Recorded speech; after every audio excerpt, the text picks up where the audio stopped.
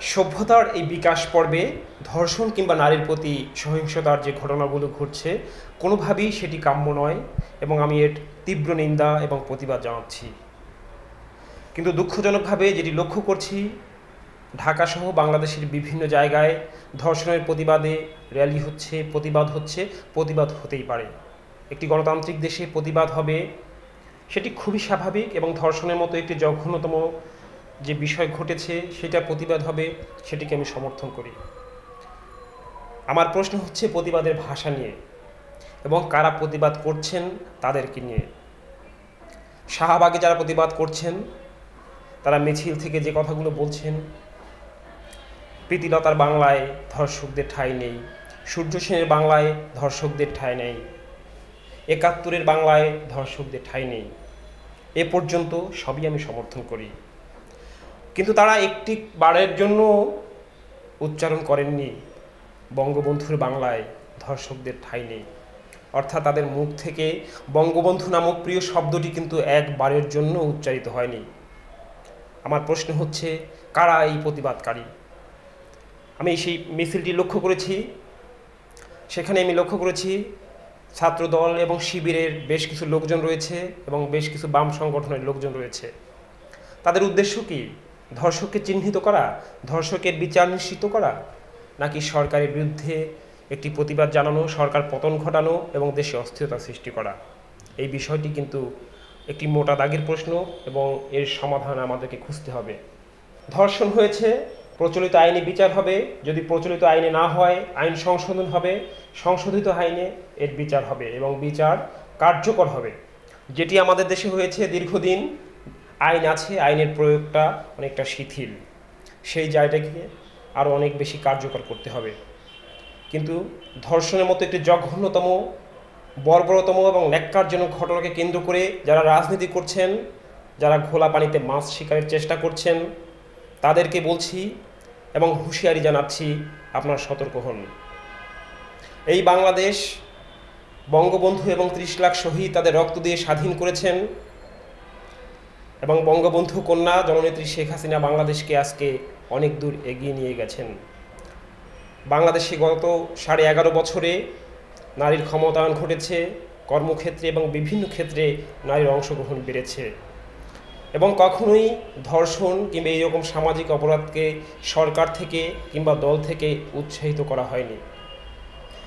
হ্যাঁ, যারা ধর্ষণ করেছে হতে পারে তারা কোনো না কোনোভাবে আওয়ামী লীগের সাথে জড়িত, হতে পারে তার অনুপ্রবেশকারী। যদি অনুপ্রবেশকারী হয় সেক্ষেত্রে যাদের হাত ধরে তারা দলে প্রবেশ করেছে তাদেরও বিচার হওয়া জরুরি।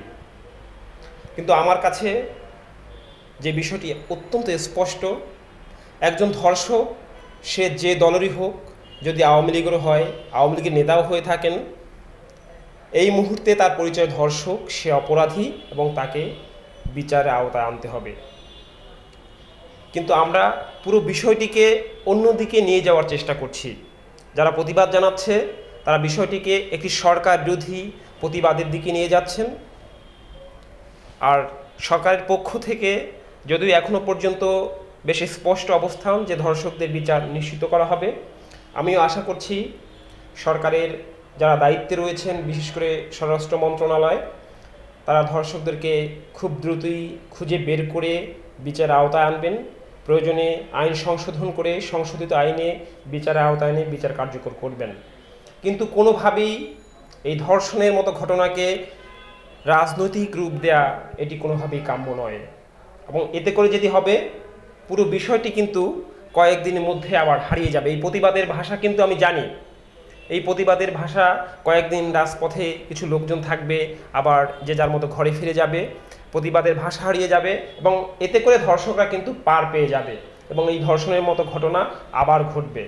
তাই আবারও বলছি, যারা খোলা পানিতে মাছ শিকার চেষ্টা করছেন, যারা এই সামাজিক অপরাধকে নিয়ে রাজনীতি করার চেষ্টা করছেন, আপনারা ঘরে ফিরে যান। যদি না যান সেক্ষেত্রে আপনাদেরকেও কিন্তু বিচারের মুখোমুখি হতে হবে, কারণ মানুষ সব কিছু বোঝে। আজকে আপনারা রাজপথে যে স্বাভাবিক রাজনীতি সেটি করতে পারছেন না, জনসম্পৃক্ততা নাই, যে কারণে একটি ইস্যু পেয়েছেন, একটি সামাজিক অপরাধ, ধর্ষণ, নারীর প্রতি সহিংসতা, সেটি নিয়ে রাজনীতি করছেন। এর চেয়ে লজ্জাজনক এবং ন্যাক্কারজনক কোনো কাজ হতে পারে না। যারা আন্দোলনে ডাক দিচ্ছেন, আপনাদেরকে বলছি, যদি আপনাদের মহৎ উদ্দেশ্য থাকে সেক্ষেত্রে আপনারা ধর্ষকের বিচার চান, প্রয়োজনে যারা ধর্ষণের সহযোগিতা করেছে, ধর্ষণ করেছে, তাদেরকে খুঁজে বের করতে আইন শৃঙ্খলা বাহিনীকে সহায়তা করুন। আপনারা এইভাবে দেশে অস্থিরতা সৃষ্টির কোনো অপপ্রয়াস চালাবেন না। পুরনো কথায় যে কথা দিয়ে শুরু করেছিলাম, আবারও বলছি, আপনাদের মুখ থেকে বঙ্গবন্ধু নামক প্রিয় শব্দটি যখন উচ্চারিত হয় না, আপনাদেরকে চিনতে কিন্তু আমার এতটুকু সমস্যা হয় না যে আপনারা কারা। আপনারা এবং আপনাদের পূর্বসূরীরা সবসময়ই বাংলাদেশের বিপক্ষে ছিল, বঙ্গবন্ধুর বিপক্ষে ছিল, মুক্তিযুদ্ধের বিপক্ষে ছিল, এবং আপনারা সেই ধারাবাহিকতাই আজকে দেশে আবার একটি অস্থিরতা সৃষ্টির অপপ্রয়াস চালাচ্ছেন। আপনারা ঘরে ফিরে যান, না হলে কিন্তু জাতি আপনাদের সমুচিত জবাব দেবে। শেষবারের মতো বলছি, যারা ধর্ষক, যারা নারীর প্রতি সহিংসতার মতো জঘন্যতম অপরাধ করেছে, তাদেরকে অবশ্যই বিচারের মুখোমুখি হওয়া যাবে এবং সরকারকে এ ব্যাপারে একদম জিরো টলারেন্স নীতি অবলম্বন করতে হবে। এবং আওয়ামী লীগের যারা নীতি নির্ধারক রয়েছেন, বিভিন্ন পর্যায়ে, জেলা উপজেলা পর্যায়েও যারা নেতৃত্ব দিচ্ছেন, তাদেরকেও কিন্তু খুঁজে বের করতে হবে দলের মধ্যে কোনো অনুপ্রবেশকারী আছে কিনা, এবং তাদেরকে খুব দ্রুত দল থেকে বের করে দিতে হবে। কারণ অপরাধ করবে একজন, ধর্ষণ করবে একজন, সে কে আমরা চিনি না, দায় পড়বে আওয়ামী লীগ উপর। আওয়ামী লীগ কেন এই দায় নেবে? আমি যদি অনুপ্রবেশকারী বলে থাকি, অনুপ্রবেশকারী কার মাধ্যমে আসলো, সেটি কিন্তু আপনি যে জেলা নেতৃত্ব দিচ্ছেন, যে উপজেলা নেতৃত্ব দিচ্ছেন, আপনার দায়িত্ব তাকে খুব দ্রুত দল থেকে বের করে দেওয়া।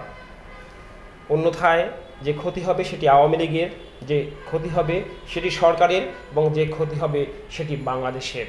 আবারও আমি ধর্ষকদের বিচার দাবি করছি, দৃষ্টান্তমূলক শাস্তি দাবি করছি।